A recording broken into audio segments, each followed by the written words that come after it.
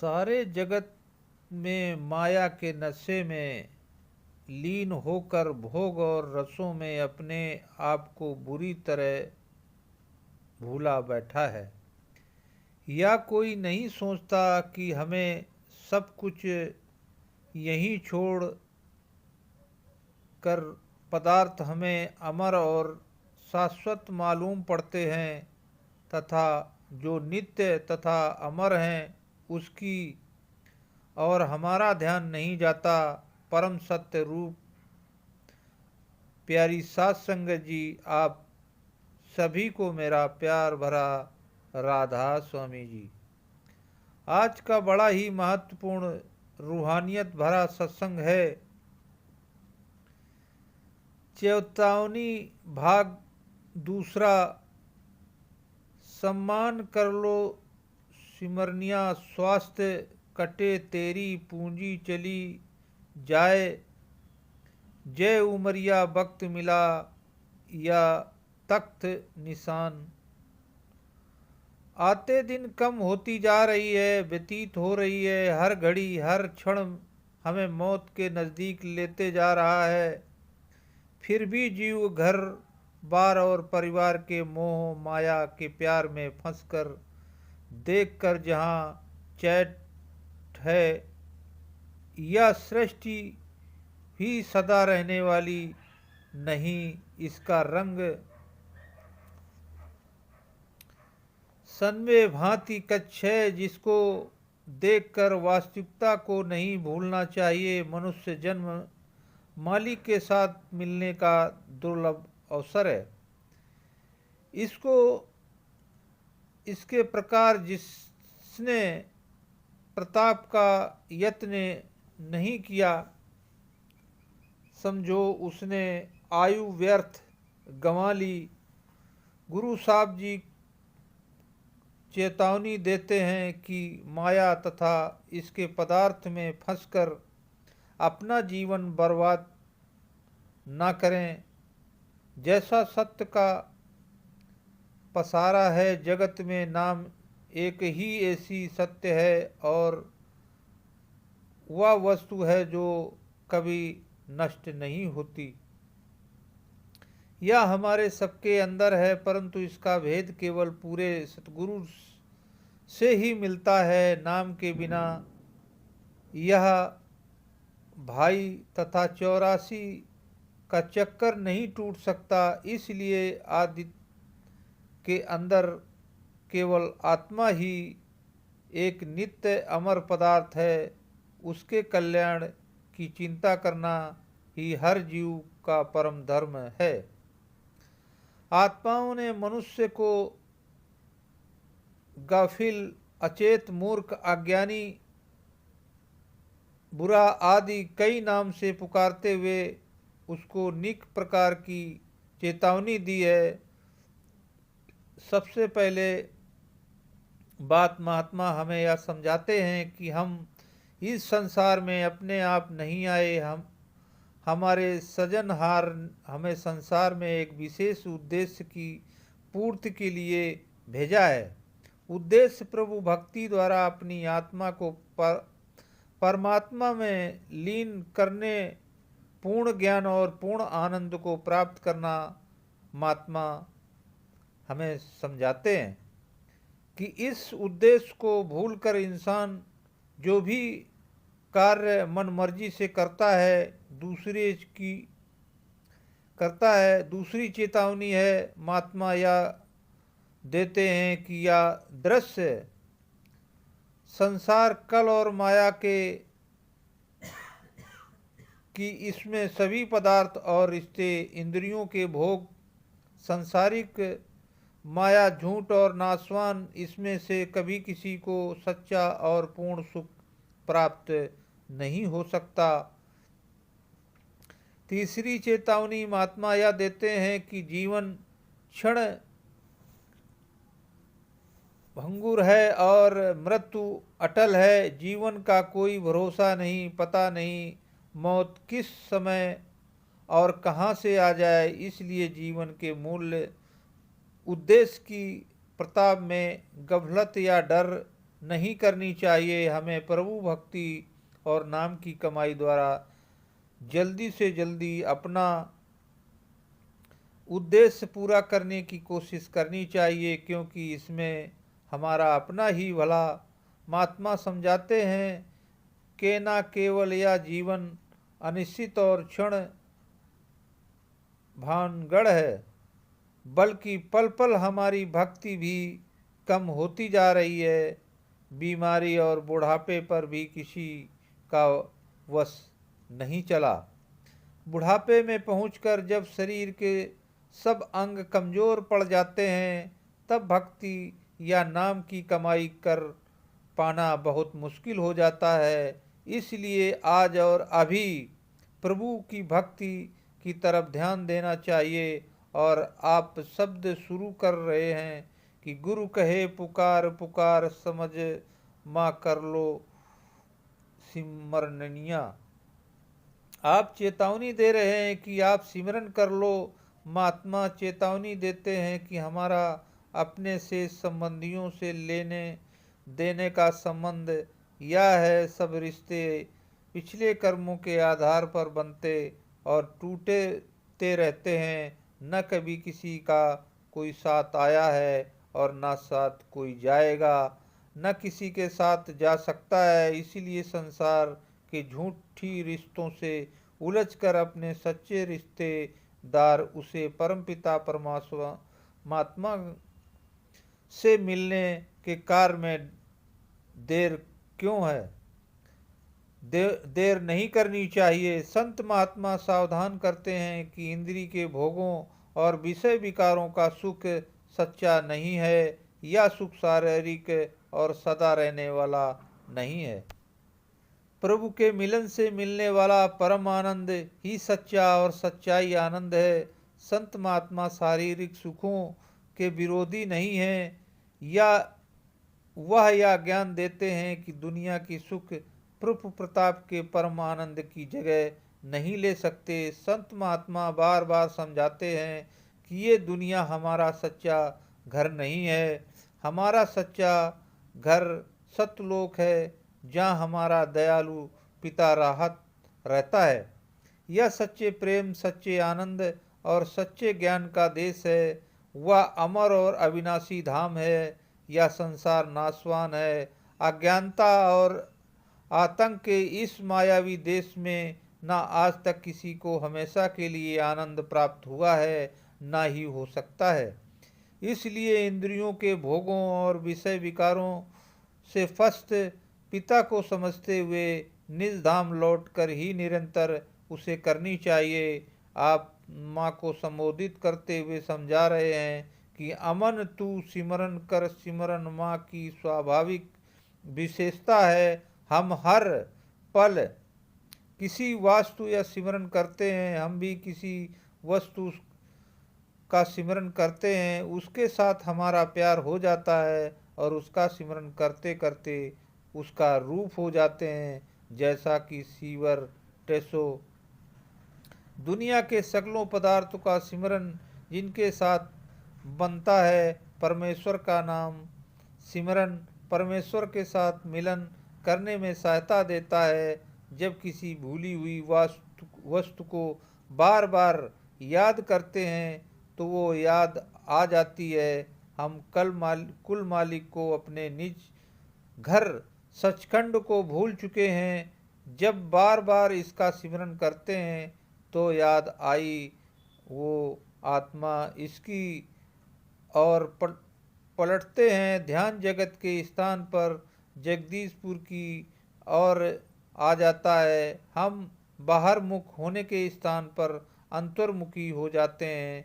सिमरन परमात्मा के नाम का गुरु मंत्र या का किया जाता है। लोग परमात्मा सिफाती गुणात्मक नाम का सिमरन करते हैं, परंतु गुरुमत में संत सतगुरु द्वारा बताए गए जाति नाम का गुरु मंत्र सिमरन के लिए दिए जाते हैं। गुरु में वह सिमरन जीत के साथ किया जा सकता है, परंतु असली विधि मान्य सूरत की हिना के साथ सिमरन करने की सिमरन के समय ध्यान तीसरी तिल पर रखा जाता है। इस प्रकार विधि पूर्वक सिमरन करने के जीव अनेकता से एकता में आता है। महात्मा आत्मा बाहरी जगत में से निकलकर और शरीर के रोम रोम से सिमट करती से पुत्र पहुंच जाती है। यहाँ तीसरे तिल में पहुंचकर आत्मा अनाहत शब्द को सुनना शुरू कर देती है। यह जब जब जिनको और द्वारा किया जाना वाला शब्द या सिमरन कहा जा सकता है, नाम का सिमरन साधन है और धुनात्मक में एक नाम की प्रताप। इसका मतलब है गुरु साहब ने सूरत के द्वारा सच्चा शब्द सुनने की सच्चा सिमरन या गोविंद भजन माना है। गोविंद गोविंद कहे दिन राठी गोविंद गन शब्द सुनावली। गुरु नानक साहब कहते हैं, जग जी की वाणी में कहा है कि गुरु नानक साहब ने जगजी जी सुनियो मुनिया की पीढ़ियों में गुरु अर्जुन साहब ने सुख वाणी से पहले 3 अष्ट पड़ियों में नाम के इस प्रकार के ऊंचे या सच्चे रोहिणी सिमरन का भारी उपमा किया है। उनसे मुक्त करने वाला लोग घर सरल बनाने वाला और जीव को परमेश्वर की दरगाह में पहुंचाने के समर्थ बनाने वाला ऐसा सरल स्वाभाविक साधन है जो प्रत्येक पोमो मजहब मुल्क जहाँ व्यक्ति बिना रंग नल उम्र अकाल पदवी के भेद के आसानी के साथ अपना सकता है। यह सब का साचा अंतर्मुखी साधन है। सिमरन करते समय ख्याल बार बार आता है या यूं ही कह लो कि मगर जीव को सिमरन करने लगने नहीं देता। इसलिए सिमरन के समय मन की पूरी चौकीदारी करना जरूरी है। सिमरन सावधान एकाग्रता होकर ध्यान को दोनों आँखों के मध्य रखकर करना चाहिए। अंदर सतगुरु के स्वरूप का अपना ध्यान जमा कर सिमरन करने से शरीर के खाली करे के और तीसरे तिल में पहुंचकर अनहद शब्द के साथ जुड़ने में भारी सहायता मिलती है। गुरु साहिबान ने सिमरन को रूहानियत की प्रताप के लिए सबसे जरूरी अंग माना है। गुरबाणी में उठ बैठक सोवत जगत सांस सांस सांस हर जपने का उपदेश दिया है। कोर्स या साधन के नियम हैं। सिमरन में सफलता ही परमार्थ में सफलता है, क्योंकि ध्यान का पकाना और शब्द के प्रताप होना सिमरन की सफलता पर ही निर्भर करता है। सिमरन पूरे सद्गुरु द्वारा बताई गई युक्ति के अनुसार करना चाहिए। संतों का कमाया हुआ सिमरन जल्दी ही फलीभूत होता है। इसी से उनकी शक्ति कामिल होती है और उसमें कल की हर प्रकार की शक्ति में रक्षा करने के ही सम्राट होती है। मन मर्जी से किया हुआ सिमरन परमेश्वर प्रताप का साधन नहीं बन सकता। अब आप बात करते हैं कि भाव मनुष्य जन्म की बात करते हैं कि वक्त में इलाज है। सख्त निशान आप समझाते हैं कि ये मनुष्य या वक्त तुम्हें बहुत ही अमूल्य मिला है। इस वक्त में आप अपने जितने भी बुरे आते हैं उनको छोड़ दो और प्रभु के नाम में हमें चोरी ठगी निंदा करने की आदत बुरी आने लगी हुई है। जो गुरु साहब बोलते हैं समझा रहे हैं कि वक्त मिलाजे तख्त नासिनी के कल मालिक रचना से भी न्यारा है और इसके जर जर में समाया हुआ है। जल थल जंगल पर्वत पाताल जीव जंतु पशु पक्षी सब में व्यापक है। इसीलिए उसको ढूंढने के लिए बाहर हम भटकने की आवश्यकता नहीं, केवल उसको सर्वव्यापक देखने वाली आंतरिक आंख पैदा करने की आवश्यकता है। जी प्रकार वनस्पति के अंदर अग्नि है और दूध में घी, परंतु युक्ति के बिना देखे नहीं जा सकते। इसी प्रकार मालिक की हर स्थान पर परिपूर्ण होते हुए भी युक्ति के बिना नजर नहीं आता। वो माया में फंसे हुए जीव उसको दूर समझते हैं, पर यह इतना नज़दीक है कि उसके नज़दीक और कोई वस्तु नहीं है। इसलिए कोई भी जीव उससे अपने पाप नहीं छिपा सकता। परमेश्वर जरूर सर्वव्यापक है, परंतु जब तक हम अपने अंदर उसके दर्शन नहीं करते, हम उसको रचना में रमा हुआ भी नहीं देख सकते। जिन महात्माओं की आंतरिक खुला जाती है, उसके अंदर ही सदा परमात्मा के दर्शन होते हैं और बाहर भी परमात्मा भी दिखाई देते हैं। इसलिए गुरु साहब हमें भी समझा रहे हैं और बता रहे हैं कि ये वक्त आपको बड़ा अमूल्य और बहुमूल्य मिला है। इस वक्त को ऐसे ही व्यर्थ नहीं गंवाओ और इस वक्त में गुरु भक्ति में लगाओ अपनी।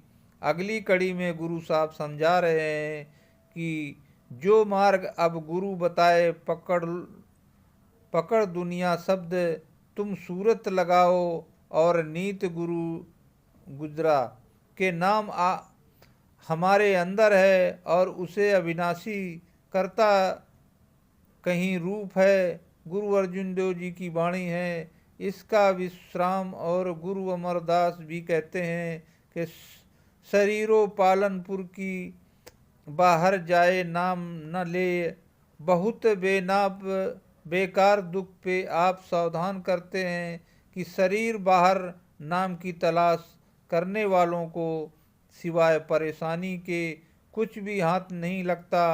संत महात्मा समझाते हैं कि अलग अलग भाषण में रखे हुए परमात्मा के अनेक नाम हैं, लेकिन आँखों के पीछे आत्मा के अनुभव में आने वाला सच्चा नाम एक ही है। यह सब तरह की दावत से पैर और ऊपर है। यह नाम का शब्द किसी का बनाया हुआ नहीं। गुरु नानक साहब कहते हैं यह आपे आप है, यह रचियों से ही कुदरत सखी कसरत दत्त हो। जो परमात्मा ने अपनी ओर नाम की रचना की स्वयं की है, फिर उसने नाम द्वारा सारी सृष्टि का सृजन किया है। इसलिए संतों महात्माओं ने को ही परमात्मा जहाँ उसकी सर्वनात्मक शक्ति कहा है। गुरु नानक देव जी कहते हैं कि घर घर नाम निरंजन सूता, कुर नीरा हर घाट में समय हुआ नाम ही सच्चा ठाकुर। जहाँ परमेश्वर गुरु अमरदास जी कहते हैं नामे हितैन सब कुछ हुआ। गुरु नानक साहब फिर कहते हैं कि जीता किया कि तनाव बिनेमा ही को ही गुरु साहब इशारा करते हैं कि समस्त सृष्टि का सृजन नाम ही ने किया है और नाम सर्वव्यापक है। गुरु अर्जन देव जी वाणी में नाम के धरे सकल जंतु नाम के तारे खंड ब्रह्मांड आप इशारा करते हैं कि नाम द्वारा पैदा की गई सृष्टि के नाम के आधार पर कायम है। परमात्मा शब्द या नाम का भंडार है, उसका वास्तविक स्वरूप या नाम है। परमात्मा शब्द का नाम सबका एक ही है। परमात्मा का नाम सागर है, सृष्टि की रचना करने वाला नाम उसकी लहर है और आत्मा उसकी बूंद है।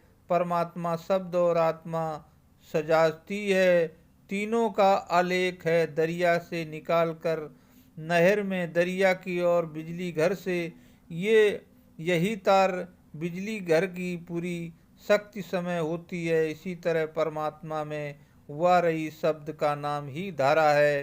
परमात्मा की पूर्ण सत समय हुई है जब तक बिजली घर में है।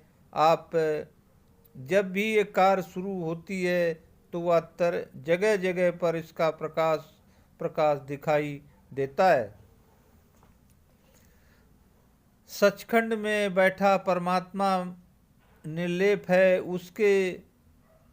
उससे वह रही शब्द या नाम की धारा उसका क्रियाशील रूप है। यह शक्ति ही सचखंड से नीचे उतरकर समस्त करो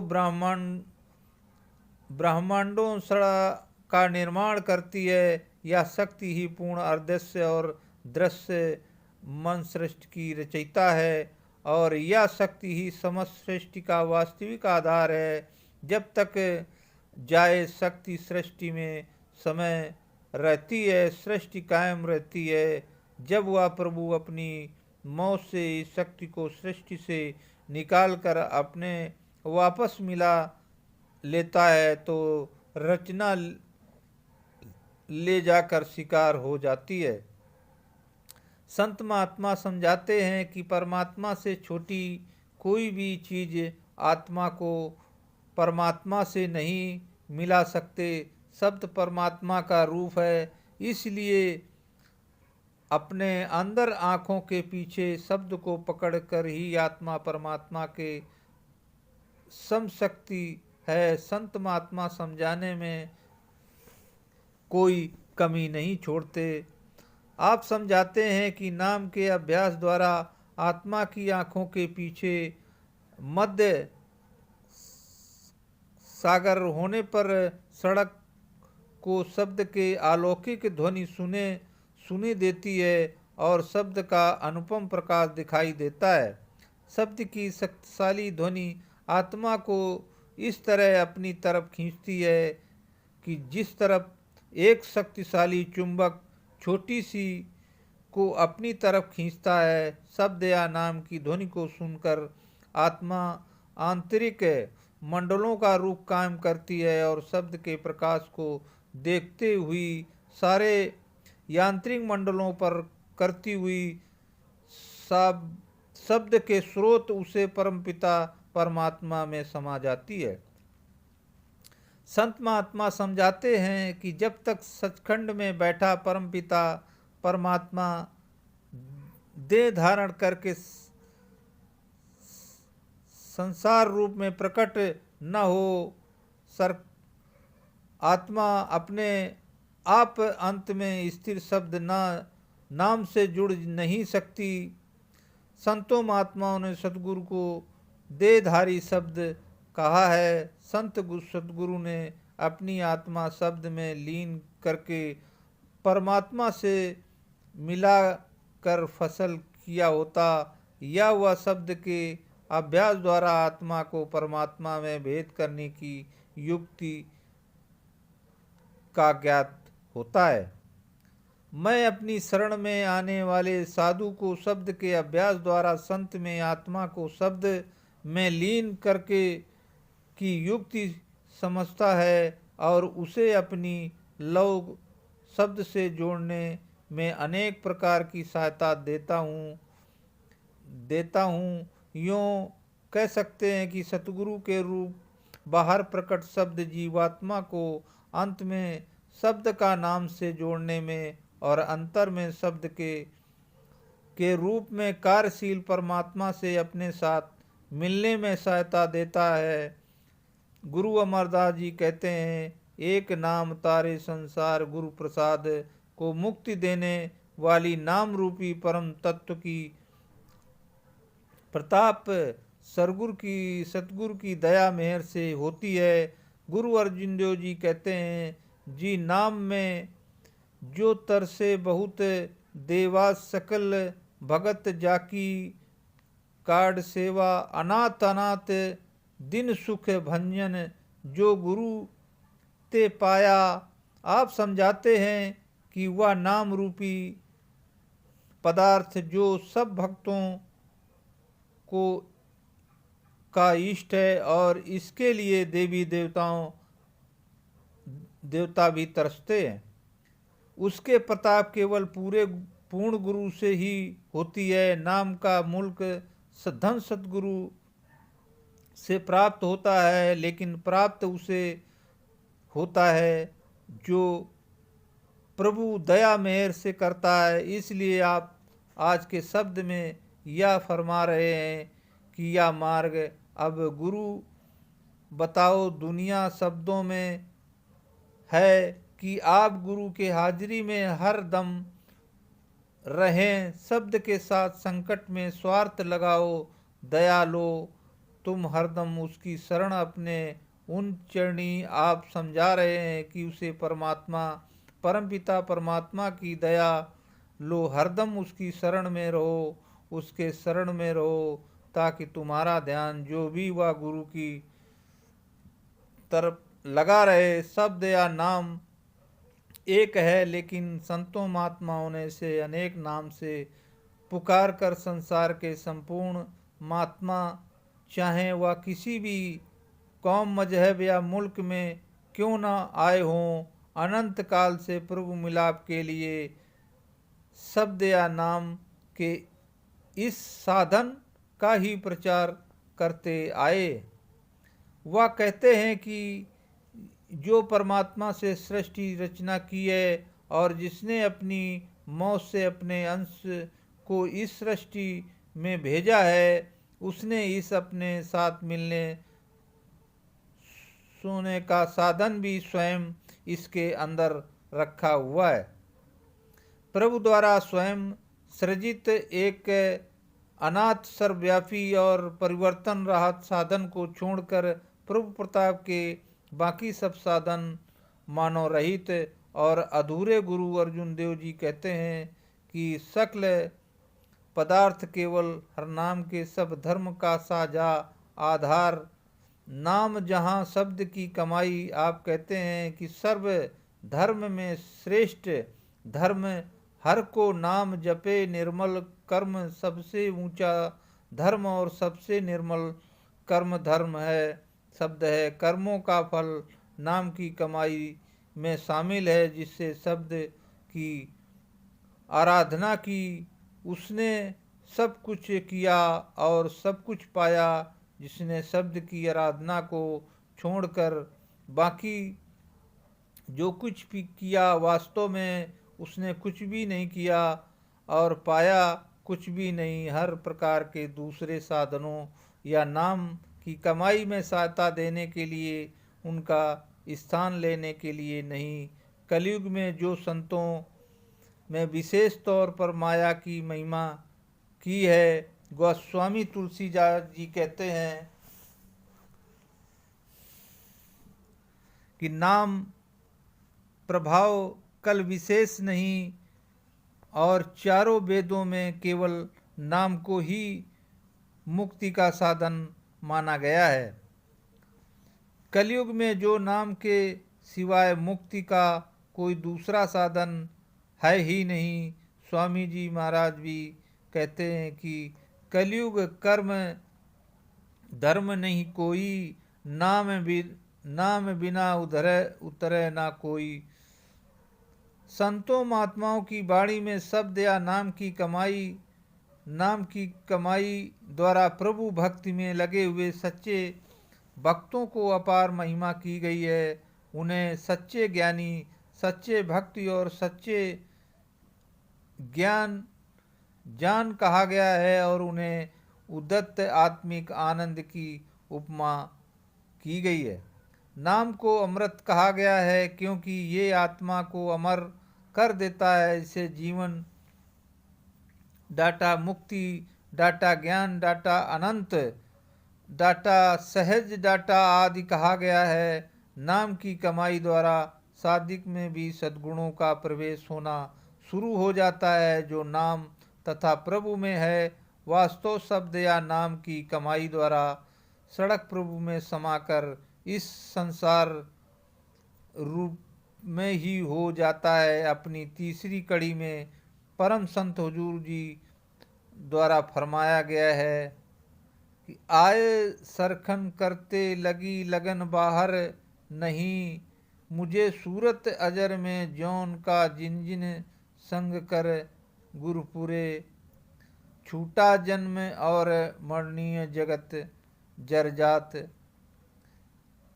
सरताज हर समझ तू माइट 84 पढ़निया। अब स्वामी जी महाराज समझा रहे हैं कि 84 लाख योनियों से मुक्ति के बड़े समझा रहे हैं। आप समझाते हैं कि यह संसार है कि 84 लाख योनियों में फंसा हुआ है। इसी कई लाख के किस्म के फल फूल पौधे और वृक्ष, कई लाख किस्म के कीड़े मकोड़े, कई लाख किस्म के फल पक्षी, कई लाख किस्म के पानी के जीव और कई लाख किस्म के पशु, भूत प्रेत, देवी देवता और मनुष्य आदि, ख्वाजा हाफिज मौलाना रूप आदि सूफी दरवेशों में अपने किए हुए कर्मों का फल भोगने के लिए 84 में भटक रहे हैं। मनुष्य जन्म कर्म जो भी देवी देवताओं सहित बाकी सब भोग योनि देवी देवताओं कौन हैं? इंसान जिन्होंने मनुष्य शरीर में रहते हुए अति श्रेष्ठ कर्म किया है, वे स्वर्ग में देवी देवता बनकर अपने कर्मों का फल भोग रहे हैं। जब वह फल समाप्त हो जाता तो उन्हें फिर मान लोक में जन्म लेना पड़ता है। संतों महात्माओं ने समझाया है कि 84 से मुक्ति का साधन नहीं, वास्तव में कर्म ही 84 के बंधन का मूल कारण। निक कर्म बुरे कर्मों का नाश नहीं कर सकते। पुण्यों के और पाप के लेख में जमा हो जाते हैं और दोनों तरह के कर्म जीव को 84 के बंधन में बांध कर रखते हैं। तो परमेश्वर की अपार दया से ही मनुष्य जन्म का सुनहरा अवसर मिलता है। यदि यह जन्म के सब कर्म का ही जन्म में भोग लिए जाएं तो दोबारा जन्म लेने की आवश्यकता नहीं रहती। लेकिन अनेक कर्म ऐसे कर्म हैं जिन्हें इस जन्म में भोग सकता असंभव है, भोगना असंभव है। मन लो एक व्यक्ति मशीन गढ़ में 100 व्यक्तियों को मार गिराता है, वह उस वक्त उसका बदला नहीं ले सकते। मनुष्य कर्म अधिक करता है और भोगता कम है, इसलिए वो पूर्ण जन्म के बंधन में बन जाता है। इसी तरह हम कई बार मनुष्य जन्म में ऐसे कर्म कर लेते हैं जहाँ हमारे मन में ऐसी प्रबल तृष्णाएं पैदा हो जाती हैं जिन्हें मनुष्य जन्म में पूरा कर पाना कठिन हो जाता है। तृष्णा दोनों में है और यह कल द्वारा जीव को त्रिलोकी में फंसाए रखने के लिए बना गया है। अति शक्तिशाली दाल मनुष्य इसको सर्वश्रेष्ठ कह गया। उचित में भेद करने अपनी दशा सुधार सकते हैं और प्रभु भक्ति द्वारा अपने सब धर्मों का नाश करके 84 से बंधन मुक्त होने की शक्ति रखी गई है। मनुष्य जन्म का वास्तविक लक्ष्य ही प्रभु भक्ति द्वारा प्रभु से मिलन करके 84 के बंधन से मुक्त होना। सत्संग करो प्रीत घाट डरो देख रूप चद्दर, पनिया गगन गिरा पर को जो निहाई, यही कमाई कर ननिया पहुँचे। तब तन मनिया। अब स्वामी जी महाराज सत्संग की तरफ इशारा करते हैं कि सत्संग क्यों सुना है और सत्संग में क्यों जाना। संतों महात्माओं ने अपनी वाणी में सत्संग की अपार महिमा की है। सत्संग का अर्थ है सत्य की, सत्संग की प्रभु सत्य है, उसका प्रकट संत रूप सत्संग सत्य है। प्रभु का नाम प्रभु का रूप, इसलिए नाम की सत्य प्रभु सतगुरु का नाम का मिलन यही है। अंधों अर्थों में सत्य का संज्ञा सत्संग है। संतों महात्माओं ने सत्संग को प्रभु प्रताप का सम और सहज साधन बताया है। गुरु रामदास जी कहते हैं कि प्रभु हमें संतों महात्माओं के हम तुम्हारी पूजा जहाँ भक्ति द्वारा तुम्हारे साथ मिलन कर सकें। गुरु नानक देव जी कहते हैं सत्संग कैसी जानिए जिसके एक नो नाम भी किए। और स्वामी जी महाराज की वाणी है, सत्संग इसको कहते हैं जो भी तुम सुन लो सतनाम सतगुरु सतपुरुष का यही कीर्तन हो। कथा कीर्तन से ये शास्त्रों का पठन पाठन और धार्मिक के आधार पर किया गया वाद विवाद सत्संग नहीं है। राजाओं महाराजाओं की कथा कहानियाँ जहाँ रागनी या गफलतों को सत्संग नहीं कहते। सत्संग में किसी भी की निंदा चुगली नहीं की जाती और न ही इसमें विशेष जाट धर्म या संप्रदाय के लोगों का बड़ा सा छोटा सा साबित करने का जतन किया जाता है। सत्संग में केवल प्रभु सत्य की चर्चा की जाती है और उसके प्रताप के साधन और मार्ग का ज्ञान दिया जाता है। संग दो प्रकार का सत्संग दो प्रकार का है, बाहरी सत्संग और आंतरिक सत्संग। संतों महात्माओं ने सतगुरु ने नूर स्वरूप और शब्द के मिलन को आंतरिक सत्संग कहा है और संत सतगुरु के संगत को बाहरी सत्संग कहा है। यह बाहरी सत्संग ही आंतरिक सत्संग के प्रताप का साधन है। संत सतगुरु की संगत में पहुंचकर आत्मा और परमात्मा के रिश्तों का पता चला है। प्रभु प्रताप के सच्चे साधन का ज्ञान होता जीवन को परमार्थ के नियमों के अनुसार ढलने के लिए ठीक वातावरण प्राप्त होता है और सतगुरु के उपदेश के अनुसार नाम या शब्द की कमाई के लिए प्रेरणा मिलती है। गोस्वामी तुलसीदास जी कहते हैं सुधर और कल्याण के लिए स्थान पर आ जाते हैं। उसकी संगति आनंद का परम पवन सरोवर है। उसकी संगति ही सर्व तीर्थ में शिरोमणि तीर्थ है। इंसान संगत का प्रभाव बहुत जल्दी ग्रहण करता है। बुरी संगति बुरे विचारों और बुरे कर्मों को जननी बटी है और पूर्ण संतों की संगत परमेश्वर प्रताप का साधन बटी जैसे लकड़ी कई ही संगत से लोहा भीतर जाता है। चंदन की संगत से रहने वाला नेम का वृक्ष भी चंदन के समान सुगंध से भरपूर हो जाता है। पास के स्पर्श से लोहा सोना बन जाता है। इस तरह सतगुरु की संगति द्वारा तुझसे निर्बल पापी जीव भी हर प्रकार की मनसा से मुक्त होकर परमेश्वर रूपी सत्य के नाम में समा कर स्वयं ही सत्य का रूप हो जाता है। स्वामी जी महाराज कहते हैं कि प्रथम शरण हो सतगुरु की, द्वितीय बार धरो सत्संग की। बार गए अंकुरित पौधों को जानवरों से बचाती है और तैयार फसल की रक्षा करती है।